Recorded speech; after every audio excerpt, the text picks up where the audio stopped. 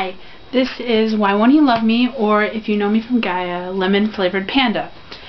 Well, I thought I would show my face to all of you because I made one YouTube video of just my voice. I don't know how that went over, but we'll hope it went over good. But I was inspired by Neriman and Charlie Is So Cool Like to start doing a Meg Reads Something vlog.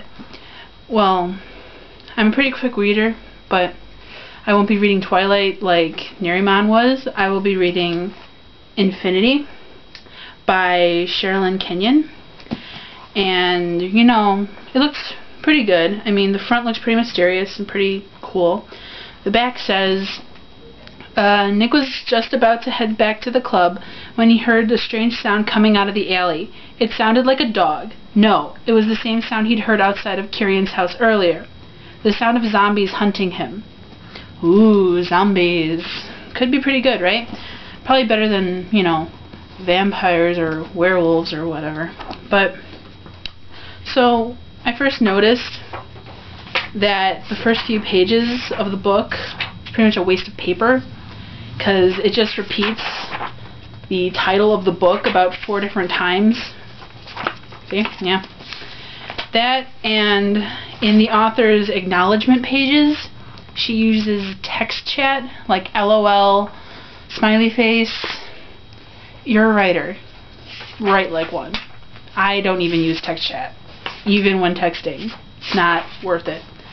So then, it starts with a prologue, which is about 3 pages, and it's mainly just a bunch of stuff about fate and how you can't avoid it. Even if you tried to, you would still get hit by a train or whatever.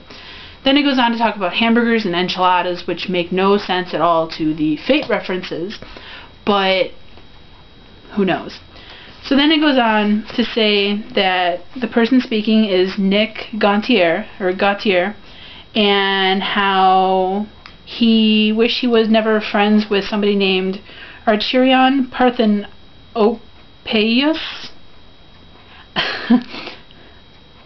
Archerion Parthenopaeus. Is that from Star Trek? Who? What? Is it even a person? I don't even know. Oh my god.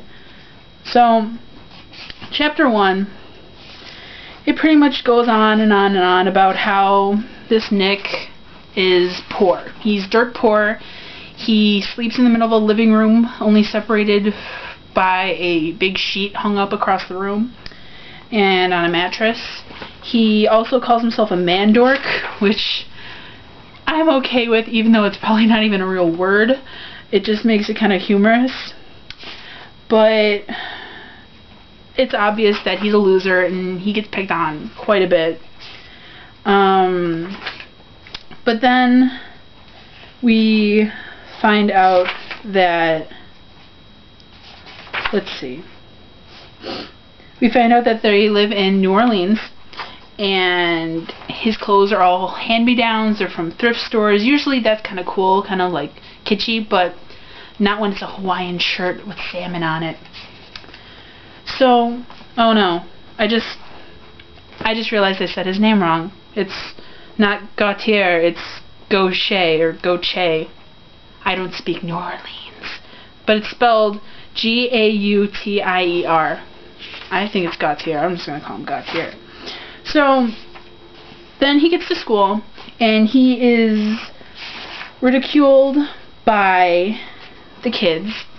One even says, I bet there's a naked hobo somewhere wanting to know who stole his clothes while he was sleeping on a bench. Poor hobo. I bet he misses his shirt. So, he continues to get picked on, and he goes to his locker, and he's confronted by the bully, the jock, as usual. It's very cliche.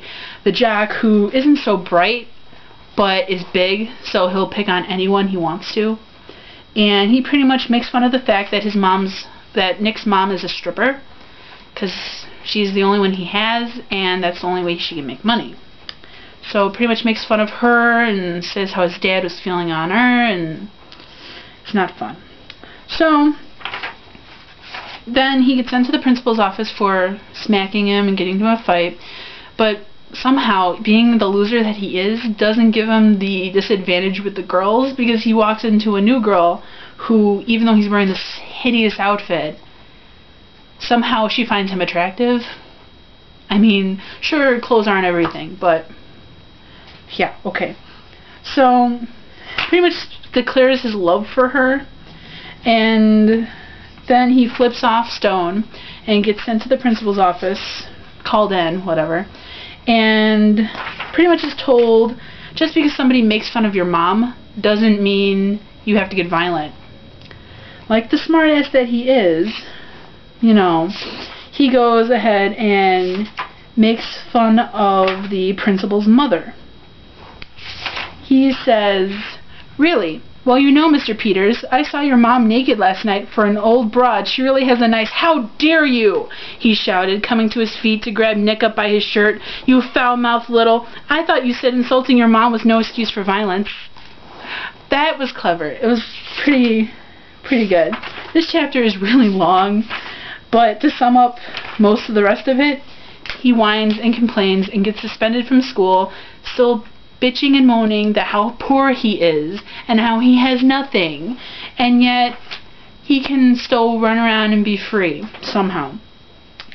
So then he's claiming how he's not a hooligan, how he's not some tragic child just because of his mom working all night and whatever, but yet his friends, they're all gangbangers, they're all hoodlums, they're all, you know, rapscallions, they're all crazy.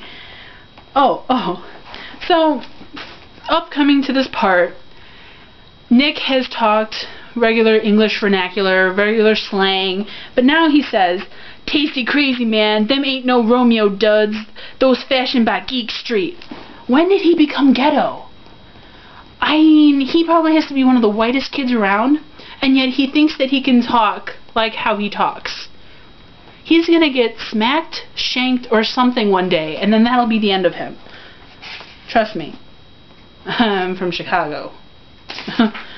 So, then he gets hooked into helping his friends rob an old touring couple. And instead of allowing the man and the woman to get shot by his so-called friends, he gets rid of the gun, tells the old couple to run, which is pretty stupid, because he gets gun whipped or gun lashed, and gets knocked to the ground. So that's pretty much how the chapter ends. He's on the ground, bleeding, about to be shot by his so-called friends. Oh, yeah. Look at my little panda bookmark. Isn't it cute? Yeah.